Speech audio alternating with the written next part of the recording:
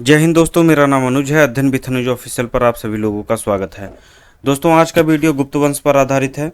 इससे परीक्षा में हर बार प्रश्न पूछे जाते हैं, इसलिए ध्यान से देखिएगा, मिस मत कीजिएगा। आइए शुरू करते हैं। गुप्त साम्राज्य का उदय तीसरी शताब्दी के अंत में प्रयाग के निकट कौशाम्बी में हुआ था। गुप्त वंश का शासक श्रीगुप्त को माना जाता है। दोस्तों, गुप्त वंश की बात करें तो इसका उदय तीसरी शताब्दी के अंत में प्रयाग के निकट कौशाम्बी में होता है और इसके संस्थापक जो है श्रीगुप्त थे, जिन्होंने 240 ईस्वी से लेकर 280 ईस्वी तक शासन किया था। हालांकि प्रभावती गुप्त के पूना ताम्रपत्र अभिलेख में इन्हें आदिराज कहकर पुकारा गया है। प्रभावती गुप्त के पूना ताम्रपत्र अभिलेख में इनका उपनाम जो है आदिराज कहा गया है। प्रभावती गुप्त की बात करूं तो ये गुप्त शासक चंद्रगुप्त द्वितीय की पुत्री थी। इनका विवाह वाकाटक राजवंश के रुद्रसेन द्वितीय के साथ हुआ था, जो कि गुप्त वंश के पैरेलल ही एक वंश था दक्षिण भारत में। दोनों के विवाह के कुछ समय पश्चात ही रुद्रसेन द्वितीय की मृत्यु हो जाती है। इनके 2 बच्चे थे, बहुत छोटे छोटे थे, इसलिए राज्य की बागडोर अपने हाथों में ले लेती हैं। संभवतः ऐसा कहा जाता है कि गुप्त शासकों ने अपने राज्य विस्तार के लिए ही वाकाटकों के साथ संबंध स्थापित किए थे और इस तरह से जो है प्रभावती गुप्त के शासन काल में गुप्तों और वाकाटकों के संबंध का ये स्वर्ण काल माना जाता है। आगे चलकर के गुप्तों ने इनके सहयोग से कई राज्यों पर विजय प्राप्त की थी। आइए आगे देखते हैं। श्रीगुप्त ने चीनी यात्रियों के लिए गया में एक मंदिर का निर्माण करवाया था। श्रीगुप्त द्वारा चीनी यात्रियों के लिए एक मंदिर का निर्माण कराया जाता है गया में।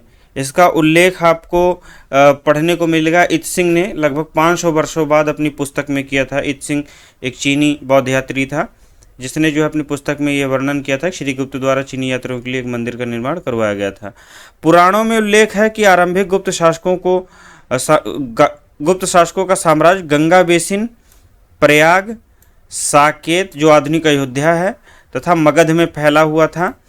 श्रीगुप्त के समय में महाराजा की उपाधि सामंतों को प्रदान की जाती थी, अतः श्रीगुप्त किसी के अधीन राजा थे। श्रीगुप्त के पश्चात घटोत्कच राजगद्दी पर बैठता है।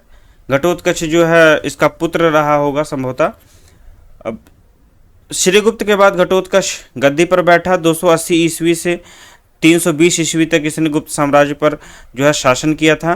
प्रभावती गुप्त के पूना एवं रिद्धपुर ताम्रपत्र अभिलेखों में घटोत्कच को गुप्त वंश का प्रथम राजा बताया गया है। इसका राज्य संभवतः मगध के आसपास ही सीमित था। दोस्तों, श्रीगुप्त का उत्तराधिकारी घटोत्कच हुआ था, इसको याद रखिएगा आप लोग। घटोत्कच के बाद उसका पुत्र चंद्रगुप्त प्रथम राजगद्दी पर बैठता है, जिसने जो है 320 से लेकर के 335 ईस्वी तक गुप्त साम्राज्य की गद्दी पर बैठ करके शासन किया था और यह गुप्त वंश का प्रथम महान शासक हुआ। इसने महाराजा धीराज की जो उपाधि धारण की थी। ये बहुत ही महत्वपूर्ण है, क्योंकि प्रश्न पूछा जाता है कि कौन सा ऐसा शासक था, गुप्त शासक था, जिसने प्रथम बार महाराजा धीराज की उपाधि धारण की थी, तो वो थे चंद्रगुप्त प्रथम। आगे आते हैं। पुराणों में तथा हरिशेण लिखित प्रयाग पुस्तक से चंद्रगुप्त प्रथम के राज्य विस्तार के विषय में जानकारी मिलती है। इन दोनों जगहों पर चंद्रगुप्त प्रथम के जो राज्य विस्तार था, किस तरह से उन्होंने जो है अपने राज्य विस्तार किया था, उसके बारे में जानकारी मिलती है। हरिशेण के बारे में यदि मैं बात करूं तो ये समुद्रगुप्त के दरबारी कवि थे। इन्होंने जो है प्रयाग प्रशस्ति की रचना की थी। ये जो है एग्जाम्स में बहुत बार पूछा गया प्रश्न है कि प्रयाग प्रशस्ति के रचनाकार कौन थे, तो हरिशेण थे। या ये भी पूछ सकता है कि हरिशेण किसका दरबारी कवि था, तो ये समुद्रगुप्त के दरबारी कवि थे। चंद्रगुप्त प्रथम ने लिच्छवी राजकुमारी कुमार देवी से विवाह किया था। लिच्छवियों के साथ संबंध स्थापित कर चंद्रगुप्त प्रथम ने अपने राज्य को राजनीतिक तथा आर्थिक दृष्टि से सुदृढ़ बनाया था। दोस्तों, लिच्छवी जो है उस समय वैशाली में राज किया करते थे। वैशाली वज्र महाजनपद की राजधानी हुआ करती थी। वैशाली के अन्य जो है नाम विदेह या मिथिला है, जहाँ पर लिच्छवियों का शासन था। चंद्रगुप्त प्रथम ने लिच्छवी राजकुमारी कुमार देवी से विवाह कर वैशाली को अपने समीप कर लिया। उनका जो है सहयोग उनको मिला और उसके बाद विवाह के बाद इन्होंने कुमार देवी और अपनी जो है अपने नाम के सिक्के जारी किए, उन पर इनके चित्र अंकित होते थे। इसको जो है आपको सुन करके आपको याद आ रहा होगा मगध साम्राज्य के प्रथम राजवंश हर्यक वंश की, जिसमें जो है जो वहाँ का प्रथम राजवंश था बिंबिसार ने भी, जो उसके संस्थापक थे बिंबिसार, उन्होंने भी अपने राज्य विस्तार के लिए कई राज्यों के साथ वैवाहिक संबंध स्थापित किए थे। जैसे उन्होंने कौशल नरेश प्रसेनजीत की बहन महाकौशला से, वैशाली के चेटक की पुत्री चेलन्ना से, मध्य देश की राजकुमारी थी एक क्षेमा, उनसे विवाह संबंध स्थापित किए और इस तरह से अपने राज्य का विस्तार किया था, अपने राज्य को मजबूत किया था। मगध पर जो है उन्होंने पकड़ बना कर रखी थी, अपने राज्य का विस्तार करते रहे। हर्यक वंश के जो है शासक थे वो। उसी तरह से उन्हीं के कदमों पर चल करके गुप्त शासकों ने भी आगे अपने राज्य के विस्तार के लिए वैवाहिक संबंध स्थापित किए। उनमें से प्रथम थे चंद्रगुप्त प्रथम, जिन्होंने लक्ष्मी राजकुमारी कुमार देवी से विवाह किया था। इस तरह जो है गुप्त सम्राट ने जो है अपने राज्य को सुदृढ़ किया और राजनीतिक रूप से और आर्थिक रूप से सुदृढ़ किया था। आइए आगे देखते हैं। चंद्रगुप्त प्रथम ने कौशांबी तथा कौशल के महाराजाओं को पराजित कर अपने राज्य का विस्तार किया तथा साम्राज्य की राजधानी पाटलिपुत्र जो है स्थापित की थी। चंद्रगुप्त प्रथम द्वारा कौशांबी तथा कौशल के महाराजाओं को पराजित किया जाता है तथा अपने राज्य का विस्तार किया जाता है और इस तरह जो है इन्होंने पाटलिपुत्र को अपनी राजधानी बनाया था।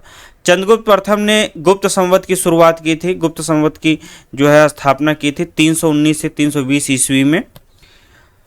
ये जो है, इससे पहले मैं आपको बता चुका हूँ शक संवत के बारे में, जिसकी शुरुआत कुषाण शासक कनिष्क ने, जब वो राजगद्दी पर बैठे थे, जो है अपने जो है कुषाण शासक जो थे, तो उन्होंने 78 ईस्वी में शक संवत चलाया था, जो कि भारत सरकार के द्वारा प्रयोग में लिया जाता है। ये एग्जाम्स में पूछता है कि भारत सरकार के द्वारा कौन सा संवत प्रयोग में लिया जाता है, तो वो शक संवत था, जिसे कनिष्क ने चलाया था। यदि दोनों के बीच के अंतर देखें तो 319 में यदि माइनस करेंगे तो आपको जो है 241 वर्षों का अंतर दोनों में दिखाई पड़ेगा, दोनों जो है मिलेगा आपको। तो इस तरह से गुप्त प्रथम ने गुप्त संवत की शुरुआत की थी, इसको याद रखिएगा। चंद्रगुप्त प्रथम के बाद समुद्रगुप्त राजगद्दी पर बैठता है। चंद्रगुप्त प्रथम का उत्तराधिकारी उसका पुत्र समुद्रगुप्त हुआ था। समुद्रगुप्त ने उत्तर भारत के 9 राज्यों को पराजित कर अपने राज्य का जो है साम्राज्य का विस्तार किया था तथा दक्षिण भारत के 12 राज्यों को भी इसने जो है विजित किया था। इन्हीं विजयों के कारण जो है विंसेंट स्मिथ ने इन्हें जो है नेपोलियन कहा है। दोस्तों, भारत का नेपोलियन समुद्रगुप्त को कहा जाता है। एग्जाम्स में बार बार पूछता है, इसलिए इसको ध्यान रखिएगा कि भारत का नेपोलियन समुद्रगुप्त को कहा जाता है। इन्होंने अपने राज्य विस्तार के लिए बहुत सारे देश में बहुत विशाल साम्राज्य की स्थापना की थी। यदि मैं बात करूं तो उत्तर में हिमालय से लेकर दक्षिण में विंध्य पर्वत तक तथा पश्चिम में जो है पूर्वी मालवा से लेकर के पूर्व में बंगाल की खाड़ी तक इन्होंने अपने जो है राज्य का विस्तार किया था। इसलिए जो है ये इन्हें नेपोलियन की उपाधि धारण की है। इसके अतिरिक्त इन्होंने जो भी पश्चिमोत्तर या जो दक्षिण भारत में विदेशी शक्तियों ने कब्जा कर रखा था, उन्होंने भी इनकी अधीनता स्वीकार की थी। यदि मैं बात करूं तो इन्होंने कश्मीर, पश्चिमी पंजाब और राजस्थान का कुछ क्षेत्र, सिंधु, गुजरात आदि क्षेत्रों को छोड़ दिया जाए तो समस्त भारत पर अपने विजय का परचम लहराया, अपने राज्य का विस्तार किया था। तो दोस्तों, इसमें से जो है आपको 2 जो है क्वेश्चंस आपको समझ में आए होंगे कि चंद्रगुप्त प्रथम का जो उत्तराधिकारी था वो समुद्रगुप्त हुआ था और इन्हें जो है भारत का नेपोलियन कहा जाता है। नेक्स्ट देखते हैं, इसने अश्वमेध कर्ता, विक्रमांक तथा परम भागवत की उपाधि धारण की थी। प्रथम शासक थे गुप्त वंश के, जिन्होंने अश्वमेध कर्ता, विक्रमांक एवं परम भागवत की उपाधि धारण की थी। समुद्रगुप्त का शासनकाल राजनैतिक एवं सांस्कृतिक दृष्टि से गुप्त साम्राज्य के लिए उत्कर्ष का काल माना जाता है। दोस्तों, ये बहुत ही उदार शासक थे। ये जो है सहिष्णु थे। इनके शासनकाल में इनका साम्राज्य जो है जनता सुखी थी और जो है खूब फला फूला। समुद्रगुप्त एक महान शासक होने के अतिरिक्त एक अच्छा कवि भी था। इन्हें जो है संगीत का प्रेम भी था, संगीत प्रेमी भी थे। जिसे जो है बीड़ा वादन का शौक था, इसे कविराज भी कहा जाता है। एग्जाम्स में पूछता है कि सिक्कों पर बीड़ा बजाते हुए किस शासक का चित्रांकन किया गया है, तो वो समुद्रगुप्त थे, इसे याद रखिएगा। और जो है किस गुप्त शासक को कविराज कहा जाता है, तो वो समुद्रगुप्त थे। आगे देखते हैं। दोस्तों इसने प्रसिद्ध बौद्ध विद्वान वसुबंधु को अपना मंत्री नियुक्त किया था।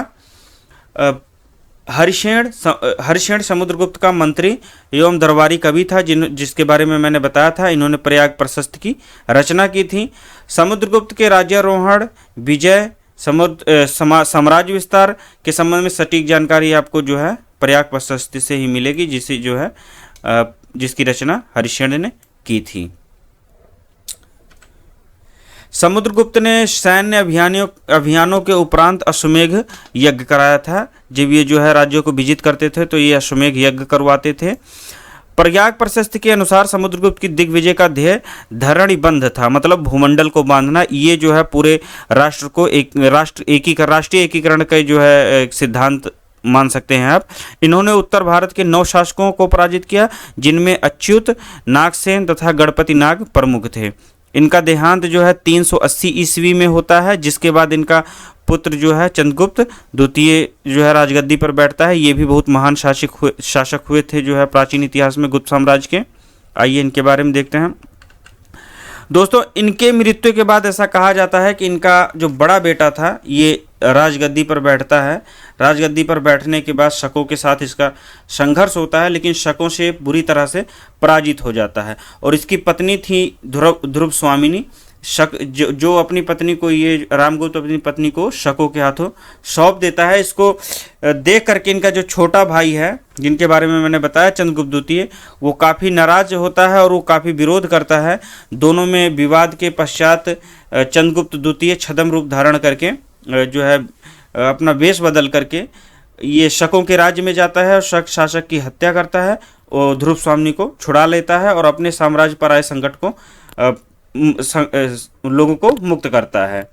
तो इस तरह से जो है आगे चल करके भाई से विवाद के कारण ये अपने भाई की हत्या करता है। स्वयं 380 ईस्वी में राजगद्दी पर बैठता है। तो चंद्रगुप्त द्वितीय के बारे में पढ़ते हैं, लेकिन इसमें जो है विद्वानों में मतभेद है। आगे हम लोग जो है चंद्रगुप्त द्वितीय देखेंगे, जो कि आपके एग्जाम पॉइंट ऑफ व्यू से महत्वपूर्ण है। आइए देखते हैं। चंद्रगुप्त द्वितीय 380 ईस्वी में सिंहासन पर आसीन हुआ। चंद्रगुप्त द्वितीय ने शकों पर अपनी विजय हासिल की, जिसके बाद गुप्त साम्राज्य एक शासशाली राज्य बन गया था। चंद्रगुप्त द्वितीय के समय में क्षेत्रीय एवं सांस्कृतिक विस्तार हुआ था। इसको जो है देवगुप्त भी कहा गया है। दोस्तों कांची के अभिलेख में चंद्रगुप्त द्वितीय का जो नाम है वो देवराज कहकर इन्हें पुकारा गया है। इसके अतिरिक्त जो वाकाटक अभिलेख है, वाकाटक के अभिलेख में इन्हें देवगुप्त कहा गया है। इनका जो उपनाम था देवगुप्त कहा गया है। इसके अतिरिक्त इन्होंने विक्रमांक, विक्रमादित्य, महाराजाधिराज, परम भागवत आदि उपाधियां धारण की थी। इन्हें नरेंद्र चंद्र सिंह भी कहा जाता था। चंद्र सिंह, विक्रमांक, देवाश्री भी बहुत बार पूछता है कि देवाश्री किस गुप्त शासक की उपाधि थी, तो आप याद रखिएगा चंद्रगुप्त द्वितीय की थी। इसने जो है चंद्रगुप्त द्वितीय ने नागवंश, वाकाटक और कदम राजवंश के साथ वैवाहिक संबंध स्थापित किए थे। चंद्रगुप्त द्वितीय ने नाग राजकुमारी कुबेर नागा के पश्चात विवाह किया था, जिससे एक कन्या प्रभावती गुप्त उत्पन्न हुई थी। चंद्रगुप्त ने अपनी पुत्री प्रभावती गुप्त का विवाह वाकाटक नरेश रुद्रसेन द्वितीय के साथ किया था। दोस्तों इसी की मैं चर्चा कर रहा था कि जो है चंद्रगुप्त द्वितीय ने अपनी पुत्री का विवाह, प्रभावती गुप्त का विवाह वाकाटक नरेश रुद्रसेन द्वितीय के साथ किया था। मैंने बताया था आपको रुद्रसेन द्वितीय को समय पश्चात मृत्यु हो जाती है और उसके बाद में राजगद्दी जो है राज्य की बागडोर प्रभावती गुप्त के हाथों में आ जाती है।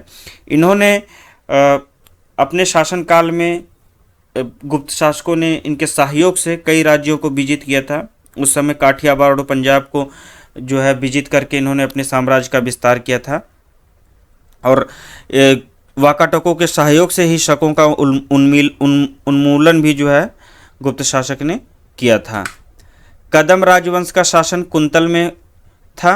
जो कदम राजवंश था, जिसका मैंने बताया कि चंद्रगुप्त द्वितीय ने अपने वैवाहिक संबंध स्थापित किए थे, तो ये जो है कर्नाटक में था। कुंतल जो है शासन, कुंतल राजवंश, कदम राजवंश। चंद्रगुप्त के पुत्र कुमारगुप्त प्रथम का विवाह कदम राजवंश में हुआ था।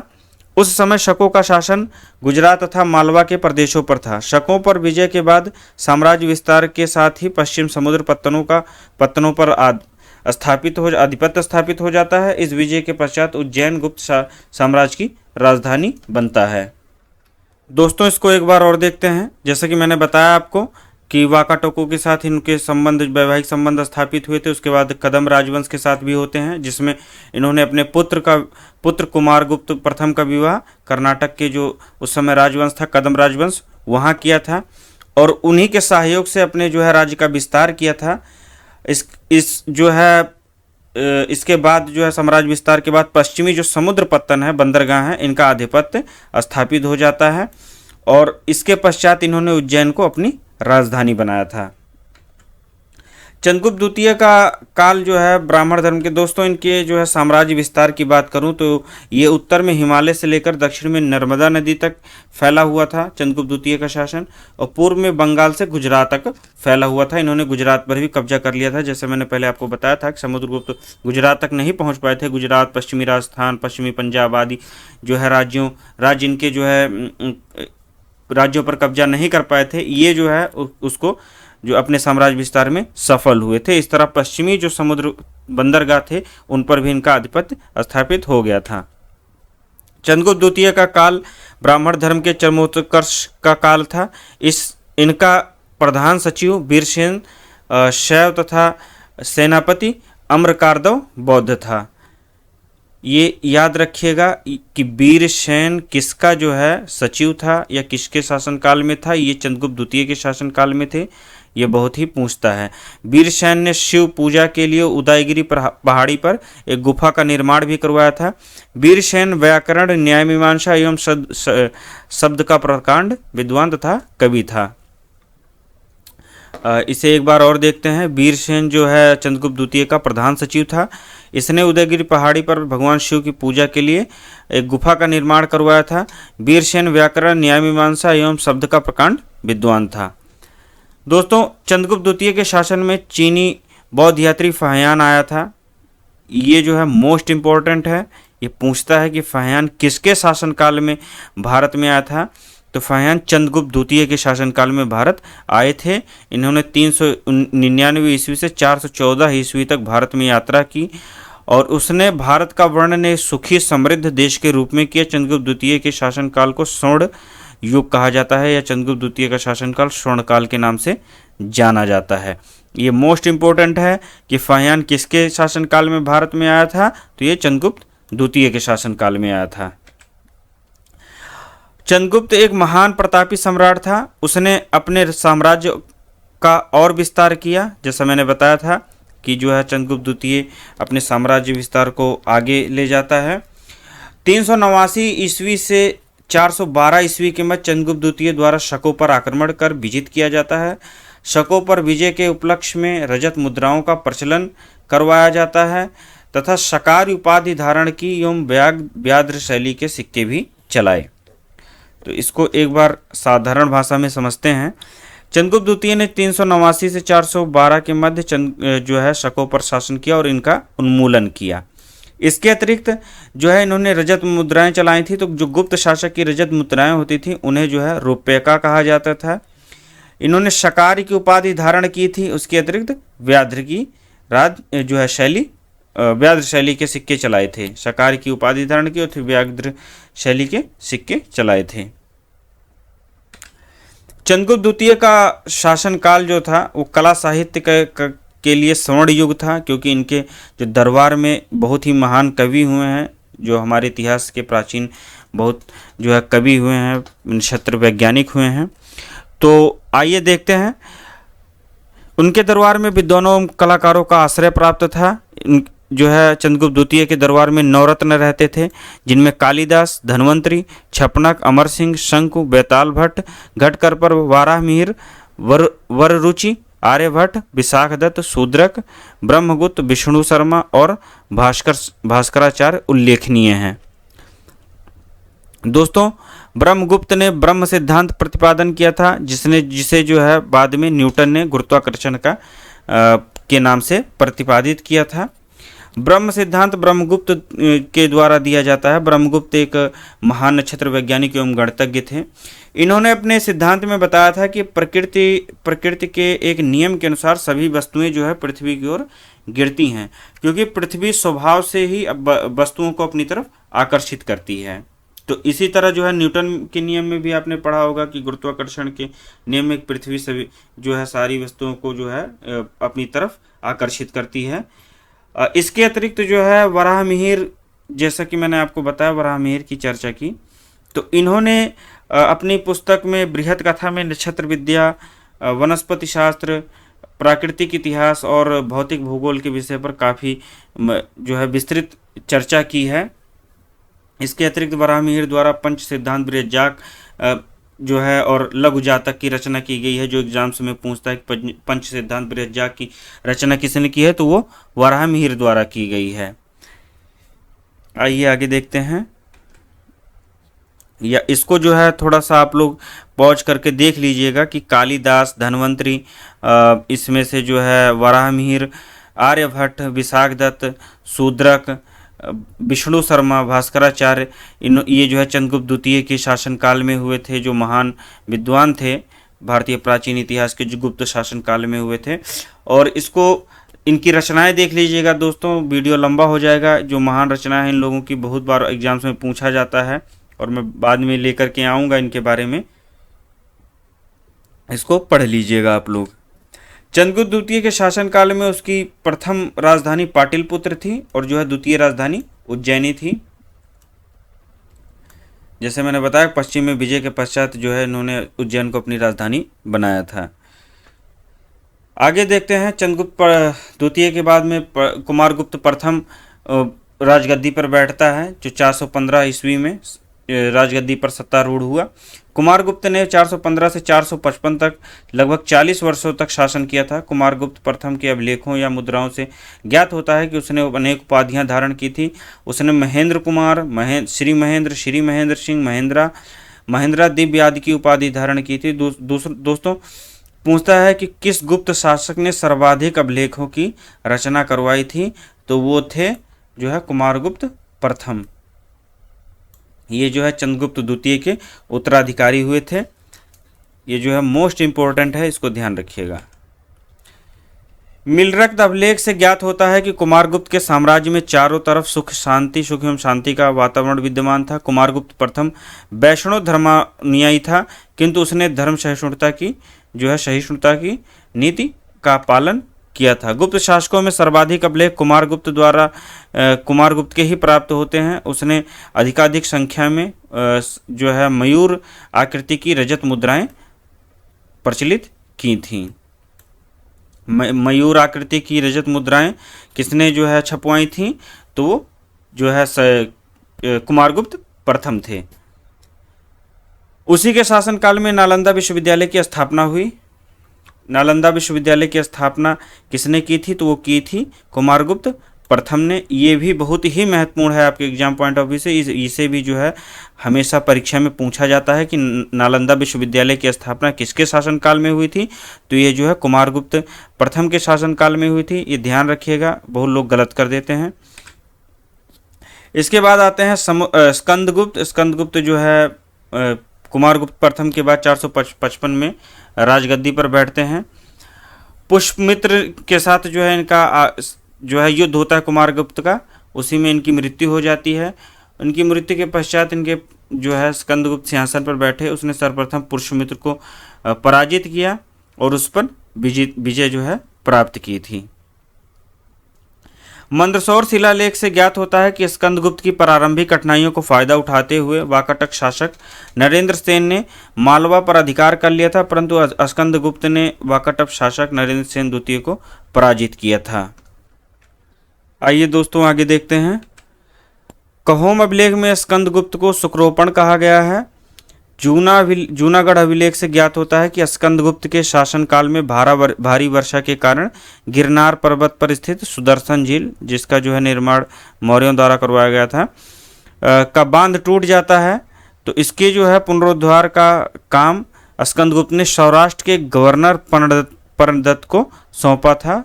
तो पर्णदूत के पुत्र चक्रपालित को सौंपा था, जिसका जो है पुनर्निर्माण करवाया गया। इसलिए स्कंदगुप्त को जो है सुदर्शन झील का पुनरुद्धार कराने का श्रेय प्राप्त है। पूछता है एग्जाम्स में कि सुदर्शन झील का पुनरुद्धार किस जो है गुप्त शासक के द्वारा करवाया गया था, वो थे स्कंदगुप्त। आइए आगे देखते हैं। स्कंदगुप्त के समय हूणों का आक्रमण शुरू हो गया था। स्कंदगुप्त ने हूणों को शिकस्त दी तथा हूणों को अगले 50 वर्षों तक भारत से जो है दूर रखा था। दोस्तों, हूण जो है मध्य एशिया के जो है लोग थे, मध्य एशियाई लोग थे। इन्होंने जो है स्कंदगुप्त को, गुप्त शासकों को बहुत परेशान किया था। ये जो है जैसे भारत की तरह पश्चिम एशिया में भी जो है रोमन साम्राज्य को इन्होंने जो है पश्चिम में रोमन साम्राज्य को भी बहुत परेशान किया था। ये इनकी एक शाखा थी श्वेत हूण करके। ये श्वेत हूण भारत की तरफ बढ़ते हैं और हिंदकुश पर्वत श्रेणी को पार करके फारस होते हुए ये आते हैं जो है भारत में। और सबसे पहले इन्होंने भारत के रास्ते में पड़ने वाले गांधार पर कब्जा किया, उसके बाद भारत में आते हैं। लेकिन यहाँ पर इन्होंने जो है गुप्त शासकों ने इनको रोक दिया था और इनको जो है स्कंदगुप्त से हार का सामना करना पड़ा। और जैसा मैंने बताया कि हूणों को अगले 50 वर्षों तक जो है इन्होंने भारत से दूर रखा था। गोविंद गुप्त स्कंदगुप्त का छोटा चाचा था जो मालवा का गवर्नर था, और उसने स्कंदगुप्त के साथ विद्रोह किया। लेकिन जो है ये जो है स्कंदगुप्त के द्वारा विद्रोह का दमन कर दिया जाता है। स्कंदगुप्त राजवंश का आखिरी शक्तिशाली सम्राट था। स्कंदगुप्त 467 ईस्वी में इसका निधन हो जाता है। स्कंदगुप्त की बात करें तो इनके पश्चात जो है गुप्त साम्राज्य पतन की ओर बढ़ने लगता है। गुप्त साम्राज्य की पतनावस्था शुरू हो जाती है। इसके पश्चात लगभग गुप्तों का शासन 100 वर्षों तक चलता है और 9 शासक हुए थे, जिन्होंने लगभग 9-10 शासक हुए जो गुप्त साम्राज्य पर 100 वर्षों तक शासन किया।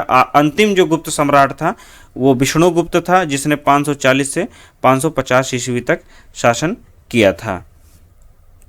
दोस्तों, आइए जो है गुप्तकालीन कुछ महत्वपूर्ण तथ्य हैं जो विविध में आपके आ सकते हैं, पूछे भी जाते हैं, इसको देखते हैं। जो गुप्त साम्राज्य की प्रशासन व्यवस्था थी उसमें प्रादेशिक जो इकाई होती थी वो देश होती थी और इसके शासक को गोपना कहा जाता था। गुप्त साम्राज्य इतना विशाल था कि इसको जो है चलाने में जो है सुचारू ढंग से चलाने में कठिनाई आती थी, इसलिए इसे कई प्रांतों में बांटा गया था। और वो प्रांत उस समय भोक्ति कहलाते थे, जिन्हें जो है आज के समय में हम लोग प्रदेश कहते हैं। प्रदेश भोग जो है, तो ये भोक्ति के जो शासक होते थे उन्हें उपरीक कहा जाता था।